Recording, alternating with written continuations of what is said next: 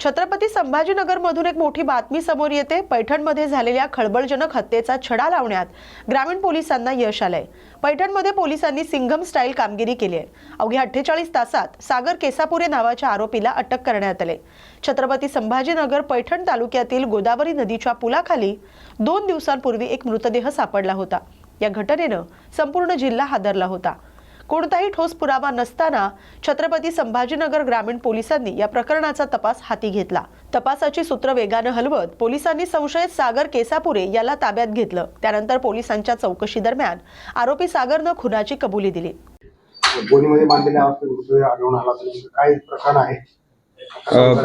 15 तारखेला police station Paithan यातील पाटेगाव गोदावरी नदीचा जो पूल आहे त्या पुलाच्या खाली जे नदीपात्र आहे त्या ठिकाणी एक अनोळखी इसमाचा मृतदेह आहे अशी माहिती मिळाली। त्या माहितीवरून PI पैठण त्याच्याबरोबर SDPO आणि LCB PI तात्काळ तिकडे रवाना झाले आणि एकंदरीत दिसता परिस्थितीमध्ये असे दिसले की त्या व्यक्तीला कोणीतरी मारून टाकून गळा आवळून रस्सीने त्याचे हातपाय बांधून एका गोणीमध्ये टाकून फेकून दिले होते।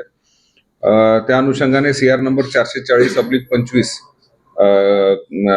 BNS कलम 103(1) 238 अन्वये गुन्हा दाखल करण्यात आला आणि तसेच पोलीस स्टेशन तसेच LCBचे तपास चक्र जे आहे ते फिरू लागले। ह्याच्यामध्ये सगळ्यात मोठा चॅलेंज होता की ती व्यक्ती त्या गावातली नव्हती, कोणी त्याला ओळखणारं नव्हतं। अंगावर असलेले जे काही कपडे असतील त्याच्यावरून कुठलीही त्याची आयडेंटिटी एस्टॅब्लिश होत नव्हती। त्या अनुषंगाने मग संभाजीनगर ग्रामीण जिल्हा व्यतिरिक्त आजूबाजूच्या सर्व जिल्ह्यांमध्ये जी काही मिसिंग आहे त्या अनुषंगाने तपासाकरता 3 टीम्स सगळीकडे रवाना झाल्या।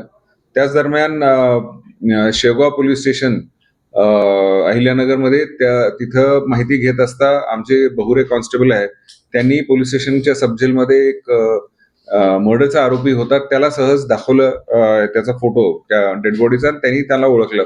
त्याचं म्हणणं होतं की सदरची व्यक्ती हे पाटेगाव गदेवाडी या ठिकाणची व्यक्ती आहे आणि त्याचं नाव कृष्णा पंढरीनाथ धनवडे असे आहे। त्या अनुषंगाने मग लगेच ह्या सर्व टीम ज्या आहेत त्या गदेवाडी या ठिकाणी गेली। तिथं जेव्हा अधिक तपास केला असता असं लक्षात आलं की हा मुका बहिरा आहे, त्यामुळे त्याच्याकडे कोणताही मोबाईल सुद्धा नव्हता।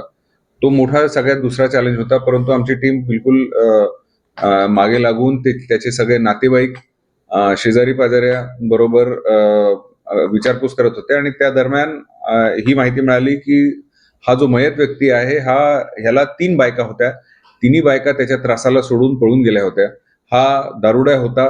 त्याच्या घरच्यांना सुद्धा म्हणजे त्याचे आई वडील म्हातारी आई वडील, त्याची एक परित्यक्ता बहीण, त्याचबरोबर भाची हे सगळे त्या घरात राहायचे तिथं आणि त्यांना हा नेहमी मारहाण करायचा, बेदम मारायचा। या सगळ्या अनुषंगाने कुठेतरी या गुन्ह्यांमध्ये घरच्यांचाच कोणाचा हात आहे का याच्या अनुषंगाने तपास केले असता नंतर कन्सिस्टंट इंट्रोगेशन मध्ये हे लक्षात आलं की ती जो मयत आहे त्याचा भाचे जावई आहे ज्याचे नाव सागर रामेश्वर केसापुरे। हा सध्या भिवंडी देऊळगाव राजा जिल्हा बुलढाणा येथे राहतो। हा त्यांचा जावई। त्यांनी सदरच्या व्यक्तीचा त्याच्या मित्र आणि भावाच्या मदतीने खून करून रात्री 13 तारखेच्या रात्री त्याचा खून करून त्याला गोण्यामध्ये बांधून मोटरसायकलवर घेऊन या पुलाखाली त्याला डंप करून मारून टाकले होते। ह्या आरोपीला कुठे पकडले तर? हे आरोपी जे आहेत ते पळून गेले होते आणि देऊळगाव राजामधून त्यांना टेक्निकल अनालिसिसच्या आधारे आणि इन्फॉर्मर्सच्या मदतीने आम्ही देऊळगाव राजावरून अटक केलेली आहे। आरोपींनी सांगितलं कशाबद्दल खून केला, काय केला? त्याच्यामध्ये त्याचा विशेष म्हणजे काही महिन्यापूर्वी पुन्हा असाच प्रयत्न सुद्धा केला होता, परंतु त्यांनी त्यांचा गयावया केला, त्यांच्याकडून माफी मागितली, त्यामुळे त्यांना थोडंसं त्याच्यावर दया आल्यामुळे त्याला सोडून दिलं। परंतु त्याच्या वागण्यामध्ये नंतरही काही फरक पडला नाही। तर पुन्हा तसाच दारू पिऊन त्यांना घरच्या लोकांना मारायचा म्हणून यावेळेस त्यांनी काटा काढण्याच्या अनुषंगाने 13 तारखेला रात्री रस्त्याच्या मदतीने त्याचा गळा आवळून त्याला मारून टाकलं। त्यानंतर त्याचे हातपाय बांधून त्याच्या चेहऱ्यावर एक कपडा बांधून पूर्ण प्लास्टिकच्या गोणीमध्ये रॅप करून त्याला फेकून देण्याचा प्रयत्न केला. यामध्ये किती आरोपी आहेत? यामध्ये 3 आरोपी आहेत. पहिला आरोपी जे म्हणजे ज्याला मी सांगितलं सागर रामेश्वर केसापुरे, वय वर्ष 20, देऊळगाव राजा, जिल्हा बुलढाणा. त्याचा मित्र ऋषिकेश सखाराम गायकवाड हा राहणार दुधड, जिल्हा छत्रपती संभाजीनगर. आणि त्याचबरोबर एक विधी संघर्षित बालक सुद्धा आहे. 3 जण आहेत. ठीक आहे, करता काय? हा ड्रायव्हर होता. आरोपी जो आहे हा ड्रायव्हर होता. भिवंडी निजामपूर शहर महानगरपालिकेच्या अधिकारी आणि कर्मचाऱ्यांनी मध्यरात्रीनंतर रस्त्याचे मोजमाप आणि मार्किंग सुरू केले. तेव्हा भिवंडी कल्याण रस्त्यापासून साईबाबा मंदिरापर्यंतच्या रस्त्याच्या रुंदीकरणाबाबत पुन्हा एकदा तणावपूर्ण परिस्थिती निर्माण झाली. कल्याण रोडवर पहाटे 4 वाजताच्या सुमारास काम सुरू झाले. महापालिकेच्या या कारवाईवरून आधीच वाद निर्माण झाला होता आणि यापूर्वीही त्याबाबतच्या बातम्या समोर आल्या आहेत. मध्यरात्री अचानक मोजमापाचं काम सुरू झाल्याबद्दल स्थानिक नागरिक आणि संघर्ष समितीनं तीव्र निषेध केलाय. पनवेल महापालिका हद्दीतील प्रभाग क्रमांक 2 मधील मतदार यादीत उघड झालेल्या धक्कादायक घोटाळ्यानं आता गंभीर वळण घेतलंय. एका वडिलांच्या नावाखाली तब्बल 268 मुलांची नोंद आढळून आल्याचा प्रकार घडलाय. या प्रकरणी शेकापचे माजी नगरसेवक अरविंद म्हात्रे यांनी थेट उच्च न्यायालयात याचिका दाखल केली आहे. अरविंद म्हात्रे यांनी याचिकेत नमूद केलंय की या 268 नावांपैकी बहुसंख्य नावं ही उत्तर प्रदेश आणि मध्य प्रदेशमधील तरुणांची आहेत. संबंधित व्यक्ती पनवेलमध्ये वास्तव्यास नाहीत, तरीही त्यांची नावं एकाच पत्त्यावर मतदार म्हणून नोंदवण्यात आलेत. हा प्रकार केवळ प्रशासकीय चूक नसून मतदान प्रक्रियेवर प्रभाव टाकण्याचा गंभीर प्रयत्न असल्याचा आरोप त्यांनी केलाय. सर, तुम्ही न्यायालयात गेलेला आहात. 268 बापाची मुलं वोटिंग मध्ये होते, काय नसते? हो, माझ्या पनवेल महानगरपालिका प्रभाग क्रमांक 2 येथील जे मतदार आहेत याच्यामध्ये 2000 मतदान जवळजवळ बोगस आणि दुबार मतदार होते.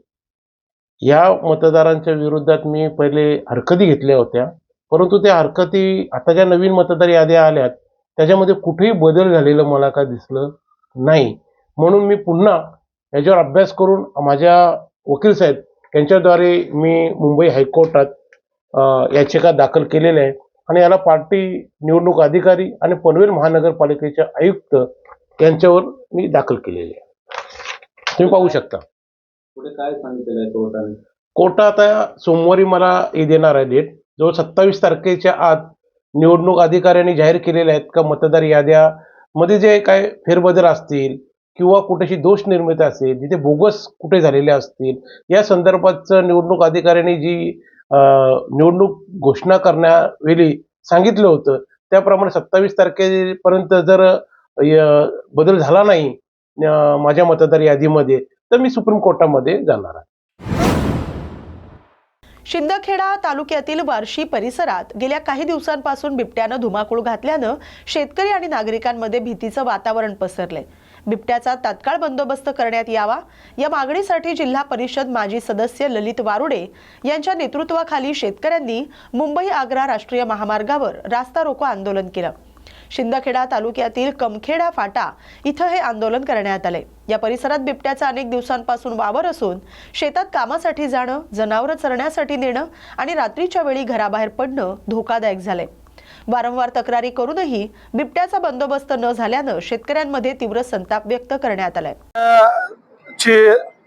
दहशतमुळे आणि महावितरणाचा डिशार कारभार म्हणजे या ठिकाणी आम्ही महावितरणाच्या विरोधात आणि वन विभागाच्या विरोधात या ठिकाणी रस्ता रोको आंदोलन केलेलं आहे. आमची प्रमुख मागणी बिबट्याचा बंदोबस्त करणे आणि महावितरणाला विनंती करतोय की त्यांनी दिवसा आमच्या शेतकऱ्याला शेती पंपाची लाईट द्यावी. खरं तर आमचा हा तापी किनार शिंदखेडा तालुक्यातला याच्यात प्रचंड हौदोस बिबट्याने घातलेला आहे. मग वडली, विकपेल, हुंबर्डे, कमखेडे, वर्शी, दबाशी, तावखेडा, सुखवत, पाटण, निरगुडी, टेमलाय या सर्व गावांमध्ये पशुधनाचं प्रचंड नुकसान बिबट्याने केलेलं आहे आणि वारंवार आम्ही वन विभागाला विनंती करून देखील वन विभाग झोपेचं सोंग घेऊन बसलेला आहे. कुठल्या प्रकारची कारवाई वन विभागाने आता पाहतो केलेली नाही.